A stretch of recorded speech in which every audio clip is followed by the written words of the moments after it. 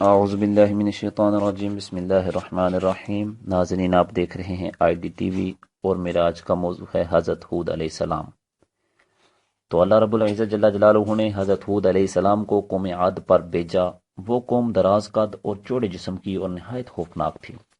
سب سے لمبا ان میں 100 گز کا تھا اور سب سے چھوٹے قد والا جو تھا وہ 60 گز کا تھا۔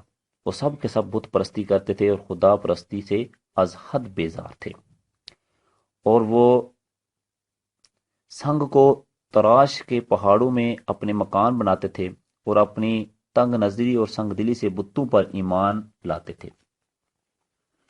مگر ان میں سے ایک فرقہ ایمان نہیں لایا تھا، اور وہ ان کافروں کے خوف سے اپنا ایمان چھپاتا تھا۔ جب حضرت ہود کے پند و نصائح حد سے زیادہ ہوئے تو سب کافر حضرت ہود علیہ السلام کو ایذا دینے کے لیے آمادہ ہو گئے۔ جو لوگ ان پر ایمان لا چکے تھے انہوں نے حضرت ہود علیہ السلام کو اس بات کی اطلاع دی، تو حضرت ہود علیہ السلام نے جناب باری میں ان کفاروں کے واسطے بد دعا کی۔ اس بد دعا کے نتیجہ میں برسات موقوف ہو گئی اور زراعت سوکھ گئی، اور تقریباً 7 برس تک وہ کافر قحط کی بلا میں گرفتار ہوئے اور بھوک و پیاس کے مارے اپنی زندگی سے بیزار ہوئے۔ حضرت ہود علیہ السلام نے ان لوگوں سے بہت ہی شفقت و محبت سے فرمایا کہ تم لوگ سب ایمان لے آؤ اور اپنے آپ کو دنیا کی آفت اور قیامت کی آتش سے بچاؤ، اور یہ سب آفتیں تم کو جو پہنچ رہی ہیں وہ تمہارے کفر کی وجہ سے نازل ہوئی ہیں، اور بت پرستی خدا کے نزدیک سب سے برا کام ہے، اس سے بچو۔ اور وہ لوگ ہمیشہ ہود علیہ الصلوۃ والسلام سے بڑی بے ادبی اور گستاخی سے کہتے تھے کہ ہم تمہارے کہنے سے اپنے بتوں کی پرستش نہ چھوڑیں گے اور اپنے دین باطل سے منہ نہ موڑیں گے۔ اور اس زمانے کا یہ دستور تھا کہ جس پر کوئی بڑی مشکل آتی تھی وہ سخت مہم میں مبتلا ہو جاتا تھا تو وہ حرم میں مکے جا کر التجا کرتا تھا، اور جناب باری تعالیٰ میں نہایت عاجزی کرتا تھا، لہذا اس کی دعا قبول ہوتی تھی۔ ان دنوں ایک قوم مکے میں رہتی تھی اور اپنے تئیں شریف اور رئیس مکہ اور سردار مکہ کہتی تھی۔ جب لوگ قوم کی ان بلاؤں میں گرفتار ہوئے تو ان میں سے 70 رئیسوں نے مکہ جانے کا ارادہ کیا اور سب جانے کے واسطے تیار ہو گئے۔ ساری قوم نے ان کو یہ وصیت کی کہ مکے میں جا کر دعائے استسقاء باران رحمت مانگنے کی ہر شخص کوشش کرے۔ جب یہ لوگ اپنی مسافت منزلیں پوری کر کے مکہ پہنچے اور وہاں جا کر معاویہ ابن بکر کے گھر میں اترے تو وہ ان سب لوگوں کے لیے طعام و شراب کی ضیافتیں کرنے اور مجلس سے عیش و عشرت میں سنوارنے لگے، اور یہ لوگ اپنی بھوک و پیاس کی مصیبت کو بھول گئے۔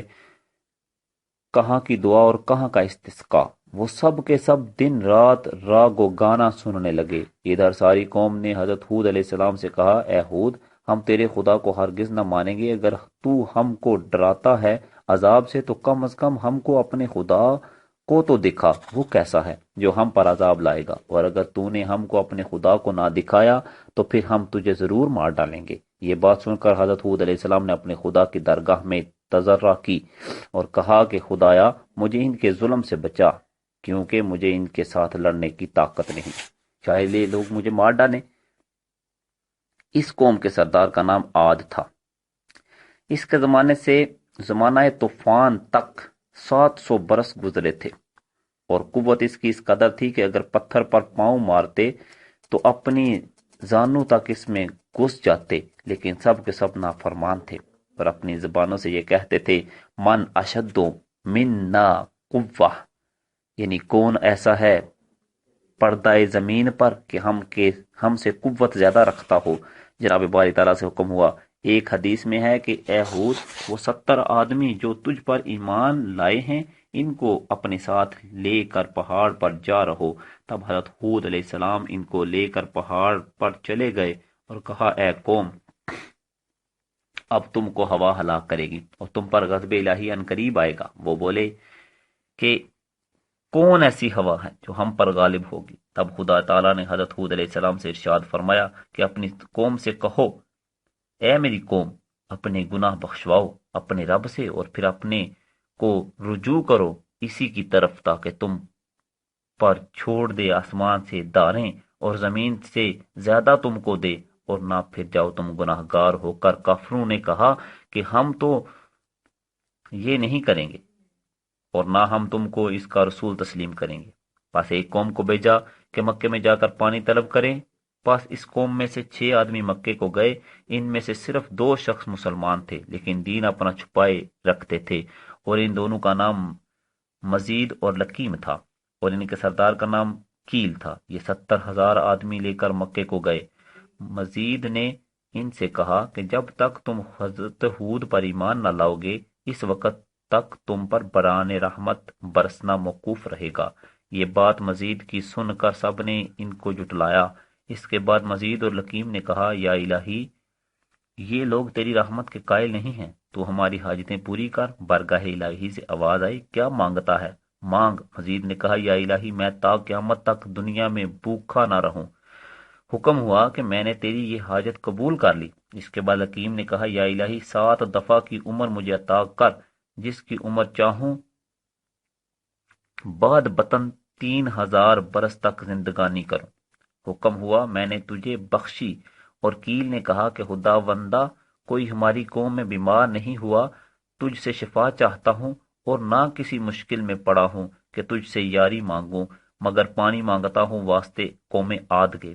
اتنے میں 3 ساعت کے اندر ابر سیاہ و سفید و سرخ ہوا، اور آواز آئی کہ اے کیل، ان 3 میں سے جس کو چاہے اختیار کر۔ تب کیل نے دل میں سوچا کہ ابر سفید و سرخ میں پانی نہیں ہوتا، مگر ابر سیاہ پانی سے خالی نہیں ہوتا، لہذا اس کو اختیار کیا۔ اللہ تعالیٰ کے حکم سے ابر سیاہ ساتھ ساتھ اس کے منزل مقصود کو جا پہنچا۔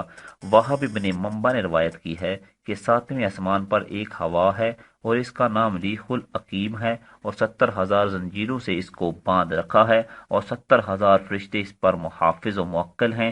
جب قیامت کا دن ہوگا، وہ ہوا چھوڑ دی جائے گی، اور وہ اتنی تیز ہوگی کہ پہاڑوں کو مانند ریزہ ابریشم کے اڑا دے گی، اور آسمان گر پڑے گا اور اس کے ٹکڑے ٹکڑے ہو جائیں گے، اور وہ روئی کے گالے کی مانند اڑتا پھرے گا، جیسا کہ اللہ تعالیٰ نے فرمایا، پھر جب پھونکیں گے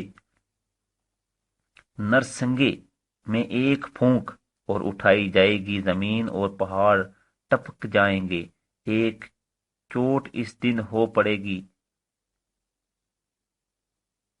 ہو پڑنے والے، اور پھٹ جائے گا آسمان، پھر اس دن وہ سست ہوگا۔ حکم ہوا، اے فرشتو، وہ ہوا قوم عاد پر کچھ دیر کے واسطے چھوڑ دو۔ تب انہوں نے عرض کی کہ اے جبار عالم، کس قدر چھوڑ دیں؟ حکم ہوا کہ گائے کی ناک کے نتھنے کے انداز سے چھوڑ دو۔ انہوں نے پھر عرض کی کہ یا رب العالمین، اس مقدار سے تو سارا عالم ہی برباد ہو جائے گا۔ تب حکم ہوا کہ سوئی کے ناکے کے سوراخ کے برابر چھوڑ دو۔ جب انہوں نے تعمیل خدا کی، اس ہوا کو سوئی کے سوراخ کے برابر چھوڑا، تو وہ ہوا مانند برسیاہ کے پہاڑ کی طرف نکل کر آئی۔ اس ہوا کو دیکھ کر قوم عاد بہت خوش ہونے لگی اور کہنے لگی کہ بولے، یہ ابر ہے، ہم پر ضرور برسے گا۔ حضرت ہود علیہ السلام نے کہا، کوئی نہیں، وہ یہی ہے کہ جس کی تم لوگ شتابی کرتے تھے، اور یہ وہ ہوا ہے جس میں دکھ کی مار ہے۔ اور جب ہوا نکلی، کافروں نے کہا، اے ہود، تو نے جو خوشخبری پہنچائی کہ جس سے ہم خنق تر ہوں گے۔ ہود علیہ السلام نے فرمایا، اے کافرو، ذرا صبر کرو، اللہ تعالیٰ کی طرف سے تم پر عذاب علیم پہنچتا ہے۔ وہ اس خبر کو سن کر تقریباً 7 لاکھ مرد 3 پہاڑوں کے دامن میں جا رہے، جہاں ہوا کی راہ ایک طرف سے بھی نہ تھی، اور یہ سب آپس میں ایک دوسرے کا ہاتھ پکڑ کر اور اپنے پاؤں کو گھٹنوں تک زمین میں گاڑ کر بیٹھے تھے، اور زن و مرد، لڑکے بالے، 4 پائیوں کو بیچ میں اپنے لے لیا، اور یہ کہتے تھے کہ 3 طرف تو ہمارے پہاڑ ہیں اور ایک جانب ہم سب ہیں، دیکھتے ہیں کہ کون سی ہوا ہے کہ ہمارے بیچ سے گزرتی ہے، اور وہ ہم پر کس قدر زور کر سکتی ہے۔ جب متکبروں نے اپنی قوت کا غرور کیا تو اچانک ایک آواز آئی، اور ہوا نے اس قدر زور کیا کہ پہلے مکانات اور قصروں وغیرہ جتنے تھے سب کو جڑ سے کھود کر پھینک دیے، اور تمام تعمیرات برباد ہو گئیں، اور ان کی عبرت کے واسطے ان کے پاؤں کے نیچے اور ان کے سامنے سرنگیں کر کے زمین پر ڈال دیا۔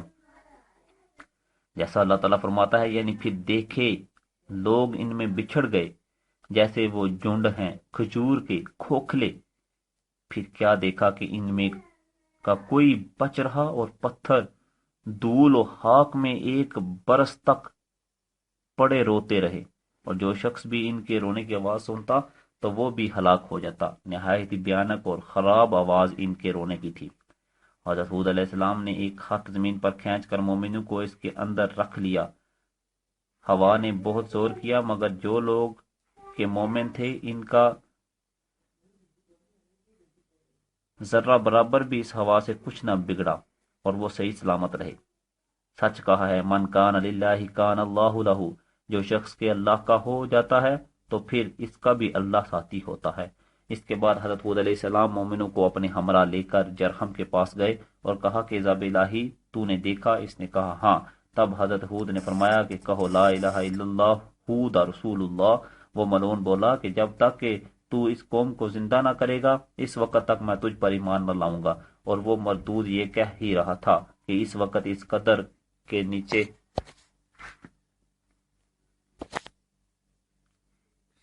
اس کے قدم کے نیچے ہوا نے اس زور کا تھپڑ دیا، وہ سخت عذاب نے آ کر اس کو ساری قوم کو ہلاک کر دیا۔